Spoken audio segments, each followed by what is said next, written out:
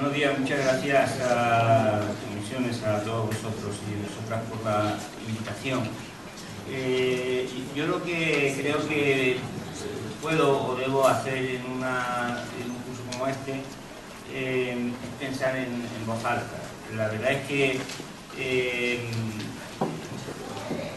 a mí me viene magníficamente venir a estos sitios donde puedo hablar en confianza, porque más que darle vueltas a pensamientos que ya está consolidado, pues casi me sirve para verbalizar y para provocar. Yo creo que la realidad de nuestro tiempo es tan grave, tan comprometida, que requiere un esfuerzo muy grande por aquello que las izquierdas, aquella demanda que hacía el Che Guevara y que las izquierdas tan escasamente creo yo que han seguido, cuando decía hay que pensar con nuestra propia cabeza. Yo creo que esa es la tarea más importante que tenemos, poner nuestra cabeza, nuestra inteligencia a funcionar. Entonces, lo que yo voy a hacer es modestamente algunas reflexiones en voz alta, algunas provocaciones sobre cómo veo yo la situación del mundo y cuáles creo que son, digámoslo así, las líneas, los ejes estratégicos en los que habría que incidir a escala internacional, partiendo lógicamente de la base de que efectivamente vivimos en un mundo en el que los problemas están planteados a nivel mundial. Pero el hecho de que estén planteados a nivel mundial no significa precisamente que estén resolviéndose a nivel mundial como debiera ser. Porque vivimos también en una sociedad en donde las palabras se las lleva el viento y pareciera que se pueden poner sobre la mesa en nuestra boca conceptos que aparentemente lo significan todo, pero que en realidad los tocas y se desploman, porque están vacíos. Todo el mundo habla de globalización, todo el mundo nos dice que vivimos en un mundo en donde la tecnología ha creado ya la interconexión total, donde las redes sociales conforman un sujeto nuevo. Todo el mundo nos dice que la globalización es lo que ha permitido que la economía esté permanentemente interconectada, pero luego cuando vemos la realidad de las cosas, observamos que esas ideas, esos conceptos, como digo, le das así y por dentro resulta que están muy huecos. Por ejemplo, es verdad que era un dato del año 2000, habrá cambiado, no sé cómo está en la actualidad, pero en el año 2000 las Naciones Unidas decían que el 65% de la humanidad no había hecho nunca una llamada telefónica.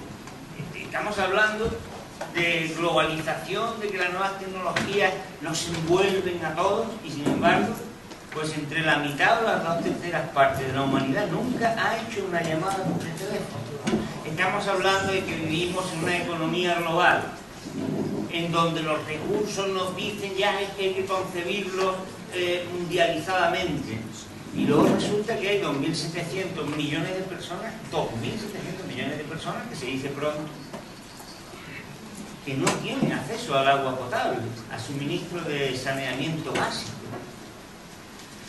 Están hablando de globalización, de relaciones comerciales, de relaciones laborales a escala global, pero luego resulta que a escala global no se manifiesta la seguridad social, la protección al trabajo, el derecho laboral, y resulta que más del 40% de los trabajadores que hay en el mundo ganan menos de $2 al día y no tienen ni contrato ni ningún tipo de protección laboral.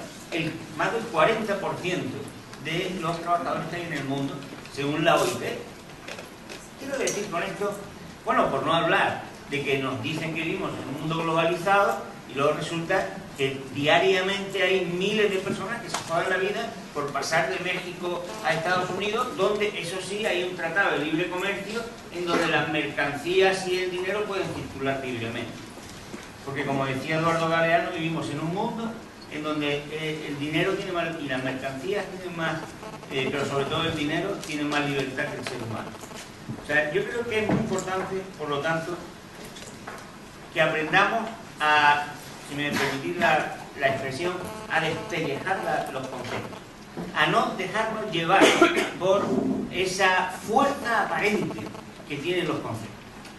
Qué fácil es incluso hablar a muchos compañeros sindicalistas, gente de izquierda, que se les va la flexibilización, se ponen de moda palabras que nos arrastran sin pensar que estamos usando conceptos completamente vacíos. Por eso yo creo que es muy importante, como decía, pensar con nuestra propia cabeza, porque como diré al final, una gran parte del contenido de las respuestas que tiene la situación en la que vivimos depende de cómo seamos capaces de llegar a la gente, de trasladarle a la gente lo que tenemos en nuestra cabeza y también en nuestra alma, en nuestra epidermis, para poder hacer que se sumen a nuestra lucha. Así que yo creo que lo que hay que hacer es, hoy día, si tuviera que expresarlo de una manera sencilla, yo creo que hay que avanzar en dos sentidos. En uno, que es, lo explicaré ahora después, el que yo llamo el sabotaje pacífico del poder antidemocrático de las finanzas y de los mercados. Hay que frenar la constante agresión que, como ahora después voy a comentar, están generando hoy día los nuevos centros de poder. Pero además de eso, y también después lo voy a comentar con un poquito más de detalle, yo creo que hay que avanzar hacia el desmantelamiento del modo de pensar que acompaña a esas formas de poder. Porque también creo que las izquierdas en muchas ocasiones no hemos sido conscientes de que no hay que avanzar solo en el ámbito de las políticas económicas, sino también en el espacio en el que los seres humanos convivimos de manera cotidiana, en el espacio personal, en el espacio en el que somos personas. No podemos dirigirnos a los demás solo como compañeros de lucha, solo como compañeros de vida política, solo como ciudadanos a los que les trasladamos un programa político, un programa sindical o un programa social, sino como personas con las cuales nos identificamos, con las cuales a las cuales nos acercamos y con cuya piel también nos compenetramos. En fin, hablaré de eso, ¿no? Y yo creo que con ese objetivo, pues lo que a mi modo de ver tendríamos que hacer, y en donde, como decía antes, tendríamos que insistir, es en tener claro cuáles son los ejes en los cuales hoy día se sustenta una situación como la que vivimos. Y la situación en la que vivimos, como he dicho, es, por una parte, una globalización muy falsa, muy asimétrica, muy desigual, muy poco consistente, y también una situación de carencias extraordinarias. En nuestro mundo estamos alcanzando niveles de insatisfacción y niveles de frustración y sufrimiento humano realmente ya, yo creo, incompatibles con los mínimos requisitos éticos y morales de la convivencia social. Estamos bordeando el punto de no retorno, el punto de insostenibilidad y el punto a partir del cual el tipo de conflictos que va a empezar a nacer son conflictos de una extraordinaria envergadura. Precisamente el primer eje en el cual yo creo que hay que actuar es en el tema de la desigualdad. Al tema de la desigualdad hay que hacer frente de una manera muy polivalente, de una manera muy multidimensional, porque es cierto que cuando hablamos de desigualdad estamos haciendo frente a algo que tiene muchas caras. Había sido tradicional, yo creo, que la cuestión de la desigualdad normalmente se contemplara pues algo así como una especie de asunto moral, de un juicio ético, el resultado de un juicio ético que hacíamos sobre la vida social. Creo que esa contemplación, ese juicio ético es prioritario y fundamental y que no podemos renunciar a él. Es decir, tenemos que enfrentarnos siempre y en cualquier caso a las manifestaciones lacerantes de la desigualdad por un principio moral, por una convicción ética que tenemos que hundir, cuyas raíces tenemos que hundir de una manera completa en nuestra concepción del mundo. Porque la desigualdad que hoy día hay en el planeta y que tenemos a nuestro alrededor es verdaderamente espeluznante. He hecho mención antes de las tecnologías, del agua, por no hablar del hambre. 35.000 personas mueren cada día de hambre en el mundo. 35.000 personas. Por no hablar de la desigualdad en el reparto de los ingresos que da lugar a todo eso y que hoy día está alcanzando los niveles más altos de los últimos 100 años. Unos niveles realmente escandalosos, tan grandes que cuesta trabajo hacerse idea de ello.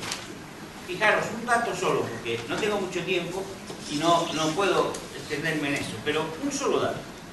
En los últimos 8 años de gobierno, en los 8 años de gobierno de Bush en Estados Unidos, las 3/4 partes de la renta que se generó, las 3/4 partes de la tarta que se hizo en Estados Unidos, se la apropió el 1% más rico. O sea, el 1% más rico de la sociedad se apropia de las 3/4 partes. Y es tan grande la diferencia, es tan asimétrico, es tan desigual que cuesta trabajo, ¿no? Lo decimos eso y parece que es una cosa normal, pero es verdaderamente impresionante. Eso os da muestra de hasta qué punto están incrementándose las diferencias. No tengo tiempo, pero además yo creo que vosotros conocéis pues estos datos de cómo en los últimos años, por ejemplo, la diferencia entre el sueldo de los directivos y el sueldo medio de los trabajadores se ha multiplicado y ha crecido de una manera extraordinaria. Pues bien, ese es un frente al que no podemos renunciar. No avanzamos ni siquiera en algo en lo que en los últimos años se habían dado pasos importantes, que era la igualdad de género. La crisis, es decir, ha bastado con que haya una perturbación para que lo que se había avanzado se haya venido abajo, pero de una manera estrepitosa. En nuestro libro que hice sobre la situación de las mujeres y los hombres en la crisis financiera, con Lina Galvez, analizamos con detalle esto. Y no solamente es que se hayan venido abajo, ojo, es que es peor. Es que se ha venido abajo la concepción de que había que darle prioridad. Porque incluso un gobierno aparentemente en vanguardia, o que en el mundo se le ponía en vanguardia de la política de igualdad de género, como era el español, en cuanto la crisis comenzó a dar señales de vida, de presencia, comenzó a dejar a un lado las cuestiones relativas a la igualdad de género. Y si ha sido eso en el ámbito de la igualdad de género, pues en los demás ámbitos exactamente igual. Por lo tanto, tenemos que un primer elemento que quisiera subrayar es el tema de las desigualdades. Y no hay que olvidar, en ese sentido, que las desigualdades son fundamentalmente el resultado de una desigualdad, en primer lugar, ubicada en los mercados. La desigualdad no es el resultado de la intervención del Estado o de las políticas redistributivas. La desigualdad es un resultado originario en los mercados, en las relaciones de intercambio que se llevan a cabo en los mercados. Y por lo tanto, ahí es donde principalmente hay que intervenir. Tenemos que conocer muy bien cómo se generan las desigualdades, porque no basta combatir las desigualdades con políticas redistributivas.